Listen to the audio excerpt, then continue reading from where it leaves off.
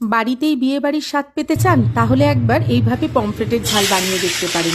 নুন হলুদ মাখানো পমফ্রেট মাছ সর্ষের তেলে ভেজে তুলে রেখেছি। অন্যদিকে সাদা আর কালো সর্ষে বেটে রেখেছি। মাছ ভাজা তেলের মধ্যে দিয়ে দিয়েছি 3টে কোচানো পেঁয়াজ, দিয়ে দিচ্ছি আদা বাটা আর রসুন বাটা, আর দিয়ে দেবো বেশ খানিকটা টমেটো কুচি, মানে 2টো টমেটো এখানে কুচি করে দিয়েছি।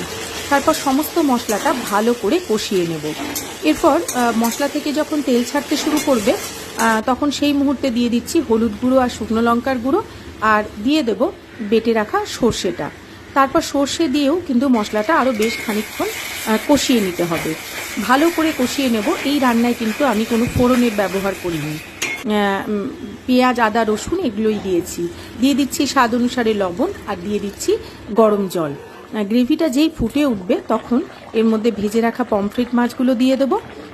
তারপরে নামানোর আগে দিয়ে দেব চেরা কাঁচা লঙ্কা, আর দিয়ে দেব বেশ খানিকটা ধনেপাতা। বিয়ের মরশুম চলছে, একটু তো আলাদাভাবে খেতেই হবে, তাই না? পমফ্রেটের ঝালটা, পমফ্রেটে তো সর্ষে বাটা দিয়ে অনেকভাবেই হয়, এইভাবে একবার করে দেখবেন, আশা করি দারুণ লাগবে। অবশ্যই আমার ভিডিওর দিকে চোখ রাখবেন, আমার পাশে থেকে আমাকে এগিয়ে যেতে সাহায্য করবেন। আপনারা প্লিজ আমার ভিডিওগুলো একটু দেখবেন, ভালো লাগলে পাশে থাকবেন, সুস্থ থাকবেন, ভালো থাকবেন। নমস্কার।